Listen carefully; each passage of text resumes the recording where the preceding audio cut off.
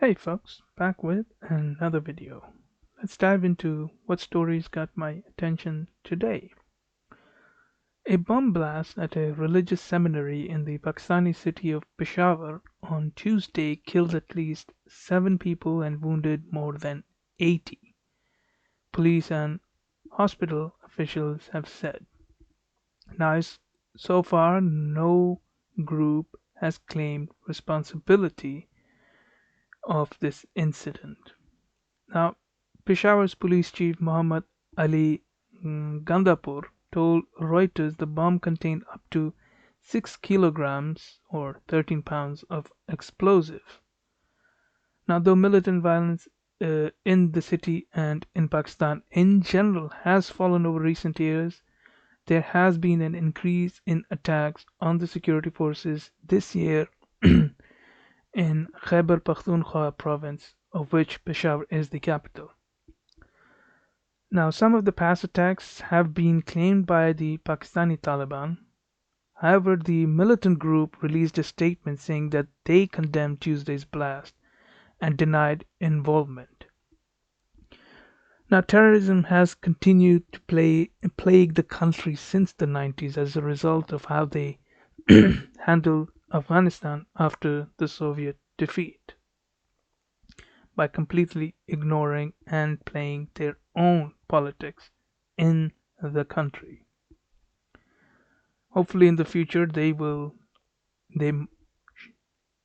have learned from their past mistakes, but let's hope for the best.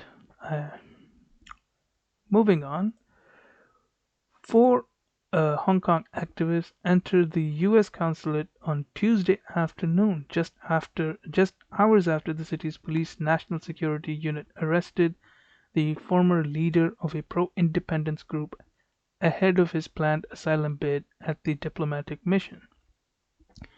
Now, a source familiar with the situation said that the group was seeking asylum, and the Post has confirmed at least one faces charges connected to last year's anti-government protests.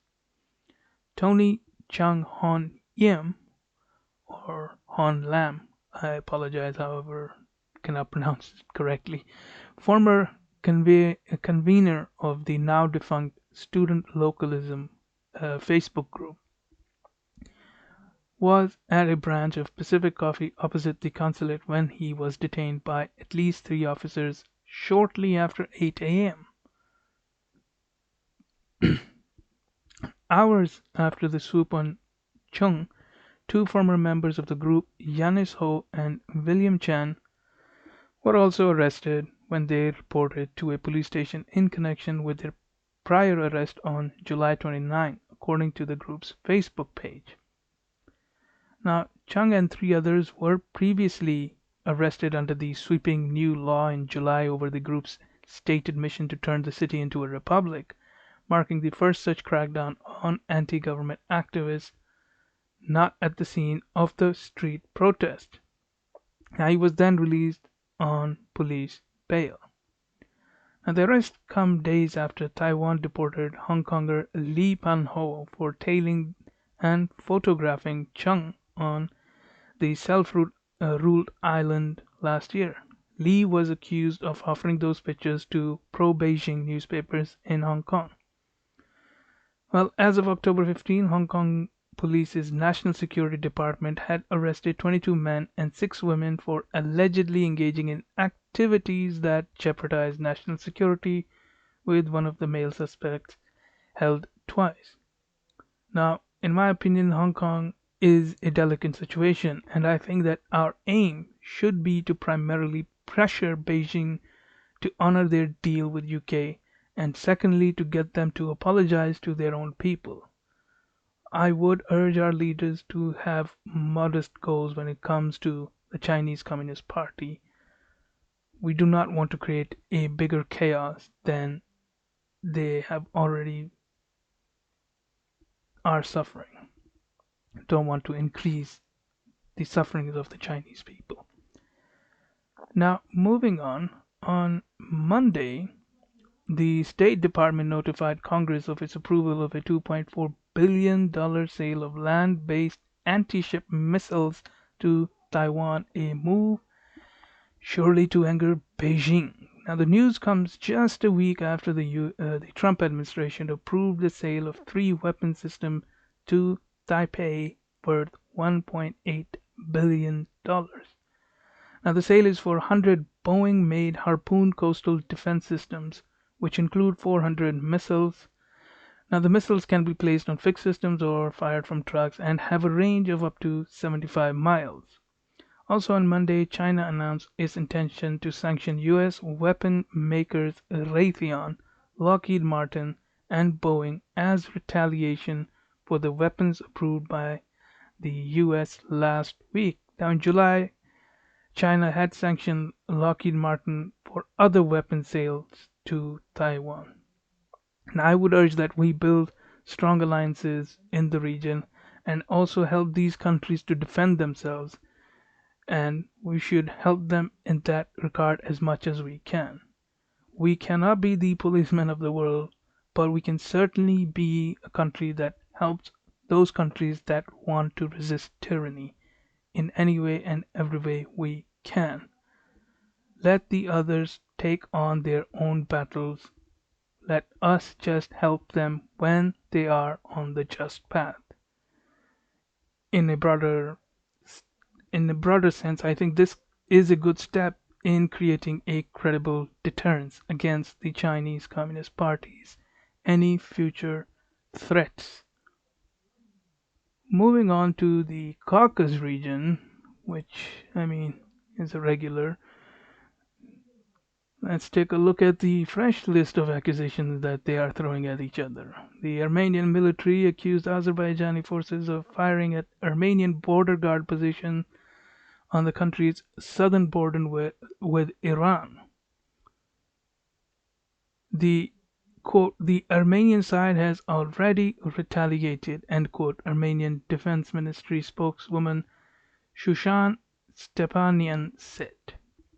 Now, Azerbaijan's defense ministry rejected the statement as, quote, false and provocative, end quote.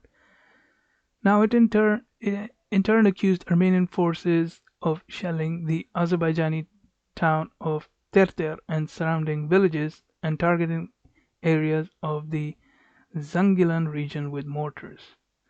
Nagorno-Karabakh officials also reported clashes in several sectors. Now, both Armenia and Azerbaijan blame each other for violating the truce that took effect Monday.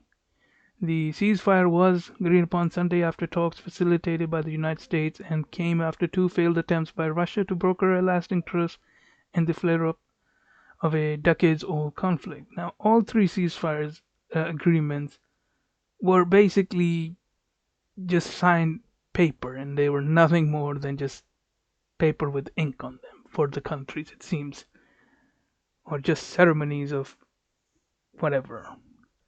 Now, according to Nagorno-Karabakh officials, there seems to be 1,009 of their troops and 39 civilians have been killed in the clashes so far, while 122 civilians have been wounded. On the other side, Azerbaijani authorities haven't disclosed the military losses, but say the fighting has killed 65 civilians and wounded nearly 300. Now, the group's co-chairs on Sunday announced another meeting with the two foreign ministers in Geneva on Thursday, but it remains unclear whether the talks would yield any progress. And talking of these prompt talks by other countries, I have another story after this. However, let's just continue with this article. The Azerbaijani president Ilham Aliyev has said that to end hostilities, Armenian forces must withdraw from Nagorno-Karabakh. He has insisted that Azerbaijan has the right to reclaim its territory by force since international mediators have failed. Now, back on to these peace attempts at Armenia, it seems that Iran is the new country who wants to join in this adventure of trying to establish peace between these two countries. So, Iran's foreign ministry has said on Tuesday that the country is planning a new peace initiative for its neighboring Armenia and Azerbaijan, which have been engaged in intense fighting, as I have been reporting for some time.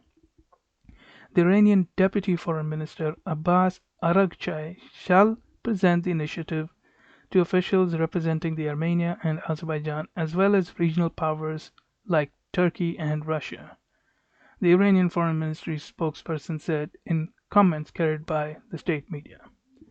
Now, personally, I have no faith that Iran may get the two countries to actually agree to a deal and honor it.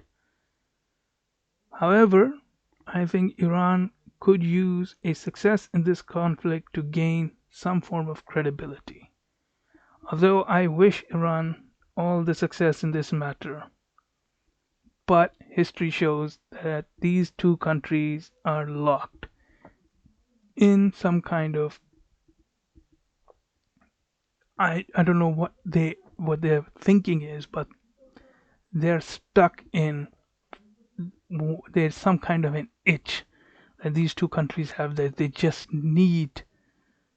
this they just need this war for whatever reason. Well, that's it for this video. If you like the video, then hit that like button and hit that subscribe button for future updates. Write in the comments your thoughts, criticisms, and anything I might have missed.